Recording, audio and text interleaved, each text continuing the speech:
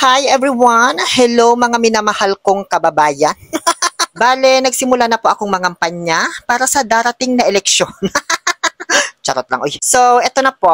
Ito na po yung totoong dahilan kung bakit hindi ako nakapag-upload masyado ng vlog nung mga nakaraang araw dahil busy-busyhan ako. Na-receive ko kasi yung invitation 1 week before the event. Kaya heto, naglaan na ako ng oras sa paggawa ng aking speech.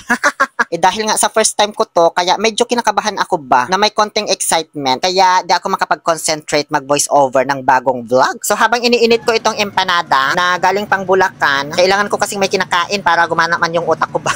Binabasa ko na yung tema nila, tapos nag-iisip-isip na rin ako ng mga pwedeng sabihin ba. Ayan, nagulat na naman ako, Diyos ko. Natakam na tuloy ako. Ham and cheese kasi ang laman nito sa loob. Bago ko pala ma-receive itong invitation, ilang beses na akong pinuntahan dito sa bahay ng mga teacher ng Candido Marceliano Integrated School, ang aking alma mater nung elementary. Para imbitahan na ako nga daw ang maging guest of honor and speaker. Para hindi man bagay yung honor sa akin. Uy, speaker lang. Diyos ko, di man ako honorable. Para sa kanilang upcoming school intramurals. Kinabahan man ako, be. First time ko man kasing magsalita-salita ng ganito sa harapan ng maraming tao. Mga estudyante pa, Diyos ko. Sabi nila, inspirational message lang naman daw. Motivational words, ganon, o di kaya words of wisdom. Isip-isip ko tuloy, ba't man ako napili nilang mag-speech dito? Uy, puro kalokohan lang naman pinagsasabi ko. Ni sarili ko nga, di ko ma-motivate. Tapos 700 mahigit pa na estudyante. Sasabihan ko ng mga motivational words, no, wala silang matututuhan sa akin. Charot. So ayan, dahil sa hindi naman ako motivated, intro pa lang natatapos ko sa speech ko, matak muna ako. May war kasi kami. Sa COC ba? Sabay kain din ng empanada. Ang sarap, B. Sulit yung 100 pesos, 5 piraso ba? Para sa mga taga Marilao at may kawayan Bulacan ako, order kayo. Kay Charles Sarsosa. So, okay na tong speech ko, i-print na natin. May printer din kasi kami. Kaya sa mga may papaprint dyan, dito na kayo magpaprint sa amin or photocopy. May bayad, syempre, ang mahal-mahal ng ink, pero mura lang. Tapos pwede pa namin i-edit kung kinakailangan. At ayan na po yung speech ko. 2 page, pero hindi puno yung pangalawa. Hanggang dyan lang kasi yung kinaya ng utak ko, Bakit ba? So, after ko po gumawa ng speech, syempre magpa-parlor man ako. Pagupit lang naman, tsaka pakulay ng buhok dito kay Chanel. Kung saan ako nagpakulot noon. Ang dami ko na kasing puti. Na-vlog ko na to dati. Dito sa may tapat ng City Mall, sa may Old Public Market. Pero atras ka pa ng konti. Bale, 350 yung pakulay, kasama na yung gupit. Diba? Nagsisimula pa lang yung vlog natin, pero nakatatlong promotion na ako ng business. Oy, ang pogi man. Ay, sorry. Guest speaker pala tayo. Baka may mga estudyanteng manonood sa vlog ko ba? Saka na yung landi-landi man. Uy. Thank you so much, Chanel Salon, for the wonderful service. Just like public service and civil service. Pag uwi ko sa bahay, binasa ko ulit ng paulit-ulit yung speech ko. Hindi ko naman siya kailangang i-memorize. Gusto ko lang siyang makabisado ba. Para di ako malito habang binabasa ko siya. Tapos nag-timer din ako para alam ko kung gaano katagal ba. Nasa 7 minutes lang naman yung speech ko. Pero pag binagalan mo, mga abot din ng 10 minutes. Ganyan. Okay na yan. Uy, di man ako magsusuna para abutin ng 1 hour.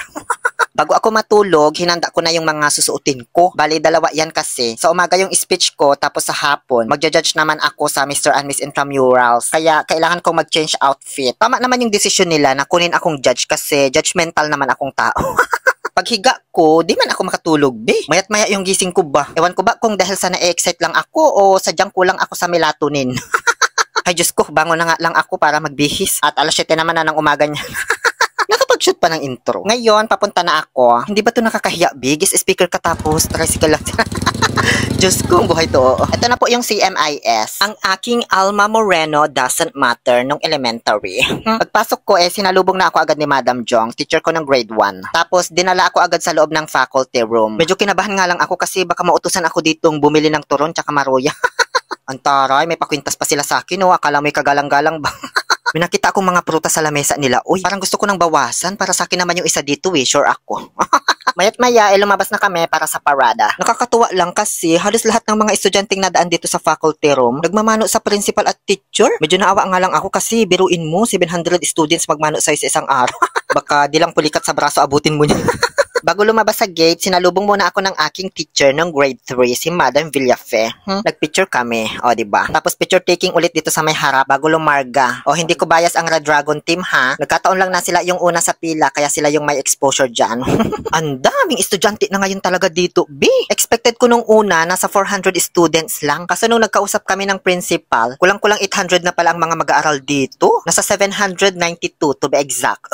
Dito ko masasabing ang laki na talaga ng pinagbago ng school na ito. Nung nag-aaral pa ako dito, nasa 200 plus pa lang yata kami eh. Tapos hanggang grade 6 pa lang kasi ito noon. Elementary school pa lang siya. Pero nung year 2017, in-upgrade nila into integrated school. Hanggang grade 12 na po yung mga estudyante dito. At habang tumatagal, parami na ng parami yung mga gustong mag-aral dito. Lalo't nakikilala na itong alma mater ko dito sa syudad namin dahil sa angking galing ng mga estudyante dito sa iba't ibang mga larangan at pagkapanalo sa iba't ibang mga kompetisyon. Pati na rin mga magagaling na teachers andito rin. Kaya nakaka-proud talaga. Pero syempre dahil nga sa patuloy na pagdami ng mag-aaral dito, nangangailangan din sila ng fund and support from the government para sa pagpapatayo ng mga bagong classrooms, ganyan. Kasi kulang na kulang pa talaga ang kanilang mga silid-aralan dito. Minsan nga yung mga estudyante dito doon na lang nagkaklase sa may barangay hall. Not to mention na lang sana. Pero I took this opportunity na lang. Using my platform, baka sakali makarating sa mga nakatataas at sa mga mas may kakayahang tumulong. Pinangunahan namin ng parada kasama ang ating beloved school principal, si Sir Marlito Austria, at ang aming barangay captain na si Honorable Gabriel P. Rosario. Habang binibidyohan kami na Angelica Panganiban.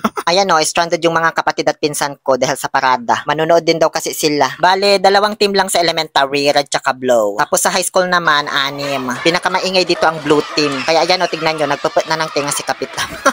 Alam nyo, na-stress talaga ako at naloka habang ine-edit ko itong parade na ito kasi sobrang dami kong kuhang video. Pang isang buong vlog na yata ito Di ko man kayang i-voice over ito ng buo. Uy, ayan sobrang haba ng paradang yan, B. Bali pabalik na kami nito, pero yung dulo ng pila nandun pa yata sa gate ng school. Di pa yata nakakalabas lahat. So, ipakita ko lang kung hanggang saan yung kaya, ha? At 5 minutes na yung vlog, wala pa tayo dun sa official program talaga. So, shout out na lang sa bawat team, Red Dragon, sa mga Green Vipers, tapos yung pinakamaingay sa lahat, ang Blue Eagle team. Sila din yata pinakamarami dito. Ito naman yung Yellow Tiger team. Tapos, mga kakamping ba ito? Di ko mabasa yung name ng team nila. Ito naman mga Black Mamba. Pare, 2 yung ahas may Viper na, may Mamba pa.